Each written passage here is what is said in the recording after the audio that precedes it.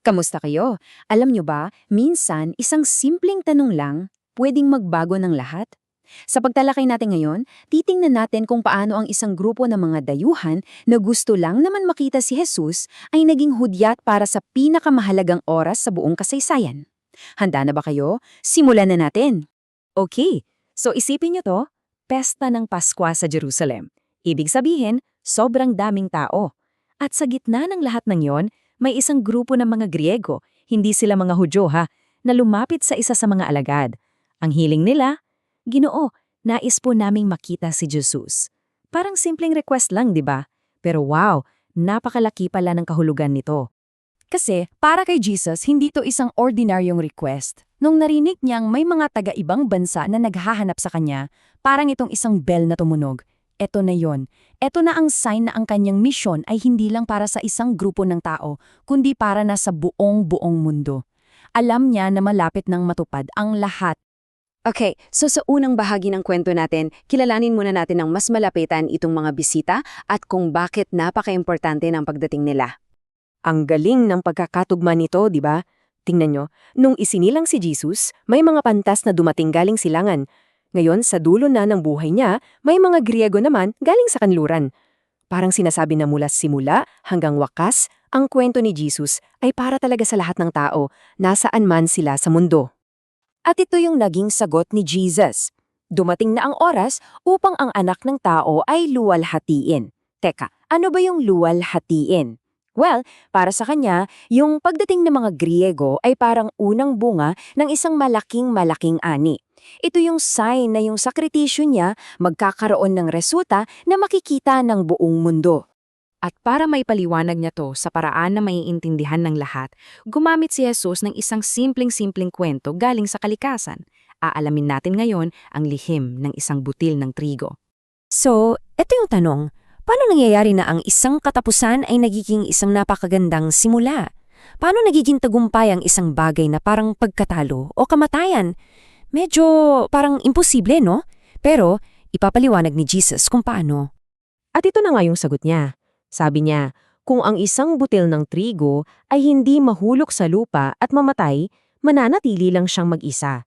Pero kung mamatay ito, magbubunga ito ng marami. Alam niyo, isipin niyo yung isang buto ng mais. Kung itatago mo lang sa garapon, buto lang siya forever. Pero pag itinanim mo sa lupa, ibang usapan na yun. Tingnan natin yung proseso. Una, yung butil, nahuhulog sa lupa. Pangalawa, inililibing siya. Para siyang nawala na, di ba? Namatay. Pero yung pangatlong step ang aabangan mo, bigla siyang sumisibol. Nagkakaroon ng bagong buhay. At sa huli, yung isang butil na yon ay nagiging isang halaman na puno ng bunga. Ang isang butil na namatay ay nagbigay buhay sa napakarami. Eksakto yan sa mangyayari kay Jesus. So, yung butil pala ay may choice? At ganun din si Jesus. Pwede niyang piliing ingatan ang sarili niya, manatiling ligtas, pero mag-isa at walang bunga. O pwede niyang piliing maging tulad ng butil, isakripisyo ang sarili para magkaroon ng napakaraming ani ng mga buhay na mababago. At alam na natin kung alin diyan ang pinili niya. At ito yung aral na medyo baliktad sa iniisip natin. Yung tunay na paraan daw para ingatan ang buhay mo ay sa pamamagitan ng pagbibigay nito. Sabi ni Jesus, kapag ibinibigay mo ang buhay mo para maglingkod sa Diyos at sa kapwa, doon mo ito tunay na natatagpuan at doon ito nagkakaroon ng walang hanggang halaga. Pagkatapos ng lesson na yan, biglang naramdaman ni Jesus yung buong bigat ng desisyon niya. Dito natin makikita na naging totoo siya sa nararamdaman niya bilang isang tao. At dito, naging very human si Jesus. Inamin niya, ngayon nababagabag ang kaluluwa ko. Ibig sabihin, natatakot siya. Naramdaman niya yung takot sa sakit, sa pag-iisa na haharapin niya. Pinapakita lang nito na totoo ang pagiging tao niya at naiintindihan niya yung mga takot natin. Kasi siya mismo, naramdaman din niya yun. Pero kahit na ganun yung takot niya, hindi siya umatras. Halos sa isang hininga lang, sinabi niya, pero para sa oras na to, kaya ako naparito. Ama, luwalhatiin mo ang iyong pangalan. Wow! Mula sa takot, bumalik agad siya sa kanyang misyon. Yun ang tunay na katapangan. At ngayon, papunta na tayo sa kasukdulan ng kwento.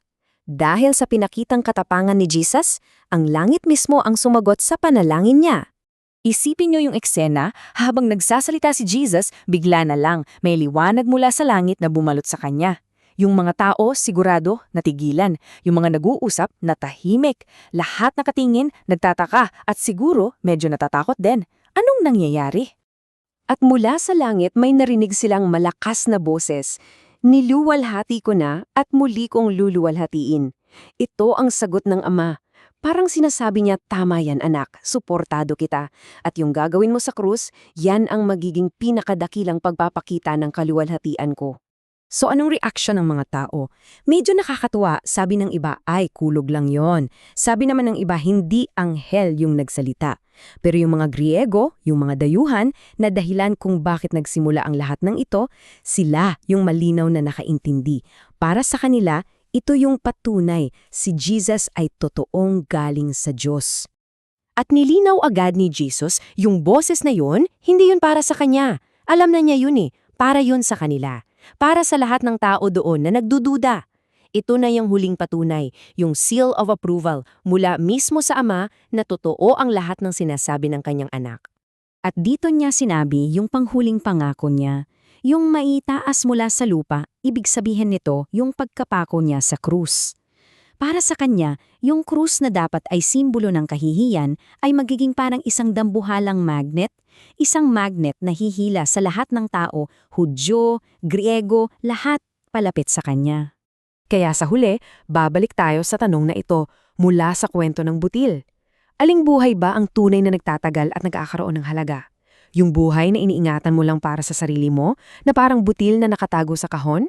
O yung buhay na handa mong ibigay at itanim para magbigay buhay at pag-asa sa marami pang iba? Magandang pag-isipan yan.